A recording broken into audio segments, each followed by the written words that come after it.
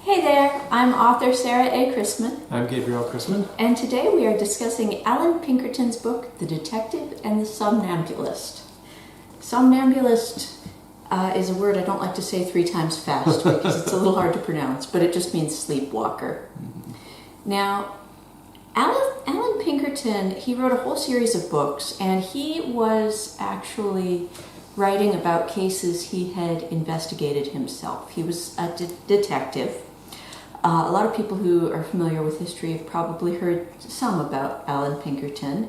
Mostly in a little bit later on in his career. Right. Mm-hmm. He's most famous for what his agency got involved in the early 20th century with breaking up labor unions, basically. The other thing people remember him for was being involved in protecting Lincoln, or attempting to protect Lincoln before there was a Secret Service. That's true. Mm-hmm. But where they got involved, I shouldn't say breaking up labor unions, because what they were really doing was they were investigating what we would now call acts of terrorism. Domestic terrorism. Yeah, domestic terrorism. And so they were actually investigating all of these crimes that had been committed. But this is one of his early cases. And he wrote, because his agency took extensive notes, and we've actually ordered some notes from a case from the Pinkerton agency and got a really thick file. Mm-hmm. These are very extensive notes on the cases that they were investigating. In a way, these were the ones that the FBI was imitating later on in the 20th century. Right. And so he was able to, as he's getting a little older, go back through these notes and use them to write books. Mm-hmm. And so that's what his series of books are. They're basically police procedurals, and they're very noir. But think less Dragnet and more Sam Spade. These were the progenitors of those private detective stories from the 20th century. Right. And in fact, some of the early writers who wrote those detective stories in the early 20th century had started out their career as Pinkerton detectives. Mm-hmm. And so that's how they got all the information they were writing about, because they'd actually investigated these cases themselves. So it's no surprise that they would end up being similar. Right, exactly. And this particular one is a bank robbery. Now, this is a bank robbery where a teller had been murdered. Mm-hmm. So it's a robbery, but it's also a murder. And this is in antebellum Mississippi, before the Civil War. Mm-hmm. Now, at that point, Allan Pinkerton, anytime he had to go south of the Mason-Dixon line, he had to go undercover, because he had been such a strong abolitionist and had been so vocal against slavery that if he was recognized anywhere in the Deep South, he would have gotten lynched very, very quickly. Mm-hmm. So at the beginning of this case, he goes incognito to investigate this robbery and murder that the bank officials have written to him about. Mm-hmm. And through investigating all of the evidence that they have on hand, he works out through the circumstantial evidence who the murderer is. But he doesn't have enough proof for a conviction. And this is where he starts to go a little off script from what would be allowed in modern policing. Now, something you have to remember when you're reading about the Pinkerton Agency in the 19th century is that at the time the Pinkerton Agency was working, police had a very bad reputation. And they also really didn't have this role. Right. There weren't many police detectives. And so the police had a very bad reputation. They mostly had a reputation of breaking heads. Mm-hmm. And private detectives had an even worse reputation, because their reputation was just digging up dirt for divorce cases. Allan Pinkerton specifically wanted to elevate the profession of private detectives. But he was not above some business that would not fly these days. This would very much be thrown out as entrapment. Right. So what happens? Because he lived and thrived on undercover agents. Yeah, exactly.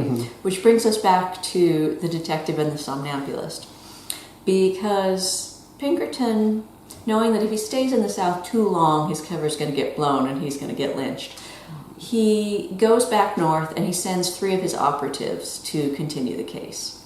So he chooses one man to befriend the suspect and get into his good graces and get information. He chooses Kate Warren, who is the first woman private detective in America. She worked for Pinkerton. And at this point, I believe she's still his only woman operative. Later on, he has a whole department of women operatives, and Kate Warren is the head. But the 1850s was early days. Yes. The early days. And then a third man, and this is where we get into really dicey stuff, who's going to impersonate the ghost of the murdered man. Yeah, here we get into Hamlet territory. Here we get into total Hamlet territory. Total Hamlet territory.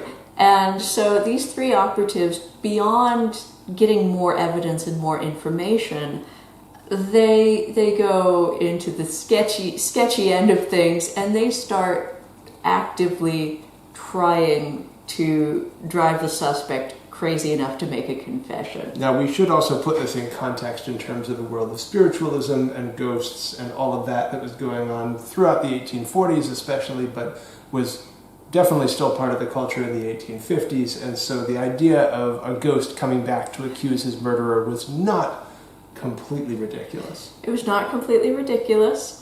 And some people would have honestly believed in this. Right. And so what winds up happening is that, and here you get into some things where Kate Warren, as a woman detective in a time and place when that was completely unknown, and it meant that she was not suspected at all. She was not suspected at all, and she could get into places where no male operative could even dream of getting into. And so not only does she befriend the suspect's wife, she manages to inveigle a whole homestay with this couple, because she does a fake injury where she pretends to fall off her horse and have these nebulous internal injuries that when the doctor says, "I don't think there's anything wrong with you," she says, no, there is, and I need some rest. And so she winds up getting invited to stay at the house of the suspect. And while she's there at night, she has this bottle of actual blood.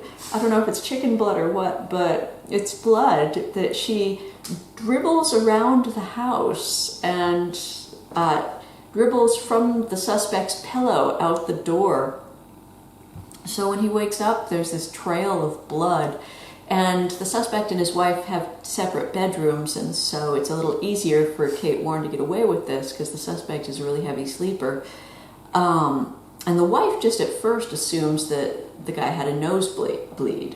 But then as this keeps happening, then the guy is getting more and more just driven kind of crazy. Basically, it's an elaborate psyops campaign. It's an elaborate psyops campaign, and then the guy who's been hired to impersonate the ghost of the murdered man starts showing up, and they basically drive this suspect to the brink of a nervous breakdown until he finally confesses.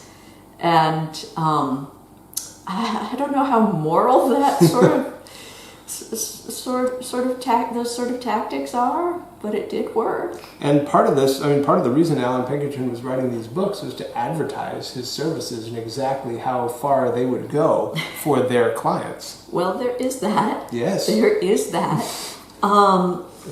But it's a very exciting read, and the best use I've found of Allan Pinkerton's books, and I've read quite a few of them, I find that they're very useful as a writer for getting into the detective methods in the 19th century and sort of the criminal mind. And actually, these books were very useful to me when I wrote A Rapping at the Door. I cribbed a lot from Allan Pinkerton's books for that one. And so if you like noir detective stories, you will love Allan Pinkerton because he is sort of the noir guy. And especially if you like Dashiell Hammett, you'll like Allan Pinkerton. But these are based on actual true stories. Right. They do seem a little over the top, and sure, I'm sure he's spinning them a little bit, but they are based on things that actually happened, right. cases he actually did. Right, and so if you like police procedurals, you'll definitely like these. If you're interested in just legal stuff in 19th century America, these will be very interesting to you. Especially knowing where the lines were drawn. Absolutely. Sometimes pretty gray lines at that. Mm-hmm. And again, if you're a writer, you'll love them for that reason. So there are a lot of people who will enjoy these books. And have they been republished? Some of them have. But yeah. The shame is that the ones that have been republished are not his best works. Mm-hmm. Because the ones that have been republished tend to be the ones where they were investigating, again, the acts we would now call domestic terrorism, right. with the labor unions. Yeah. Because if you've only heard about Pinkerton in the context of 20th century labor unions, you definitely need to go back farther and read some of his earlier stuff, because that will give you a much better context of the situation these people were working He's been in. demonized quite a bit. But honestly, he didn't necessarily choose his clients. Right. His clients chose him. Yeah, yeah. Now he did always reserve the right to decline clients. Yes. He wouldn't do divorce cases. Mm-hmm. He wouldn't do anything that he felt was, even though he had this willingness to engage in what we would now call entrapment, he had his own set of morals. Absolutely. And he refused anything that went against his moral code. And he was trying so hard to elevate the position of private detective. It's sad that his reputation has been so negative in the 20th century and beyond. Right, right. And so I think everyone should go back and read some of his earlier works. Partly because they're rip-roaring good detective stories, and partly because it'll help you get a much clearer idea of who this important historical personage was and what he was trying to do. And also some of the history just of law enforcement and all of that in the U.S. Absolutely. Mm-hmm. So we hope you'll check it out. And I hope you'll check out my books too. Thanks for watching today. Give this video a nice thumbs up and happy reading.